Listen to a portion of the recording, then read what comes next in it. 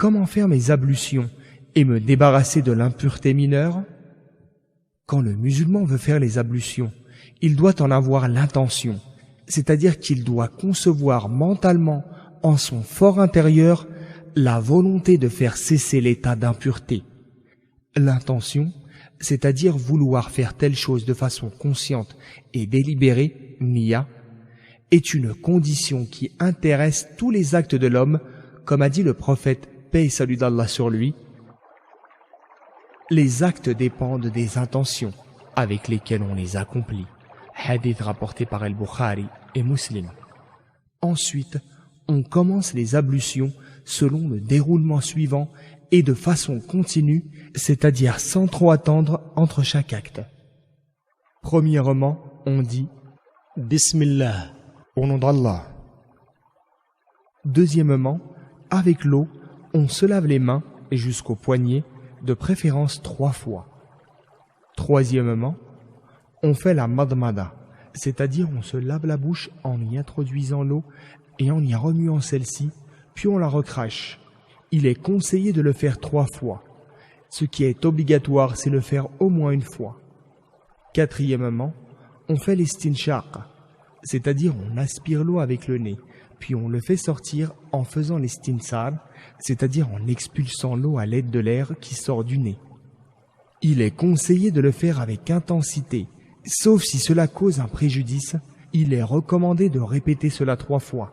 Ce qui est obligatoire, c'est de le faire au moins une fois. Cinquièmement, on se lave le visage.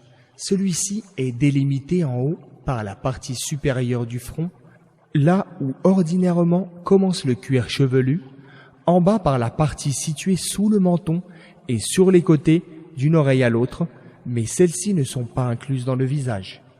Il est conseillé de faire cela 3 fois. Ce qui est obligatoire, c'est de le faire au moins une fois. Sixièmement, on se lave les avant-bras, depuis les bouts des doigts jusqu'aux coudes. Les coudes sont inclus dans le lavage. Il est recommandé de répéter cela 3 fois. Ce qui est obligatoire, c'est de le faire au moins une fois.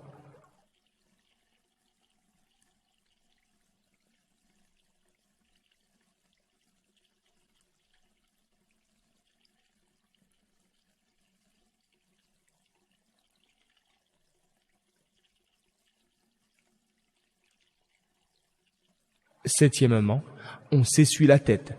Cela consiste à mouiller ses mains et à frotter sa tête depuis le devant jusqu'à l'arrière près de la nuque. Il est conseillé de refaire le chemin inverse avec ses mains en essuyant cette fois vers le devant de la tête. Il n'est pas conseillé de répéter cela 3 fois comme cela est le cas pour les autres membres. Huitièmement, on s'essuie les oreilles, c'est-à-dire qu'après s'être essuyé la tête, on met ses index dans les oreilles et avec les pouces, on frotte la face externe des pavillons. Neuvièmement, on se lave les pieds en incluant les chevilles.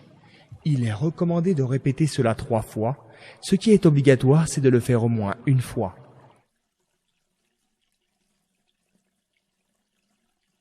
En vertu de l'indulgence de l'islam, le musulman a la possibilité, au cours des ablutions, d'essuyer à l'aide de sa main mouillée le haut de ses chaussettes ou de ses chaussures qui couvrent complètement le pied, ceci à la place de les laver, à condition de les avoir enfilés en étant purifiés par les ablutions. Il peut faire cela pendant une durée de 24 heures s'il est résident et 72 heures s'il est en voyage. Ce que l'on dit après les ablutions. أشهد أن لا إله إلا الله وحده لا شريك له وأشهد أن محمدًا عبده ورسوله اللهم اجعلني من التوابين واجعلني من المتطهرين. J'atteste qu'il n'y a point de divinité qu'Allah l'unique, qui n'a point d'associé. Et j'atteste que Mohammed est son serviteur et son messager. Ô Seigneur, compte-moi parmi ceux qui se repentent et ceux qui se purifient.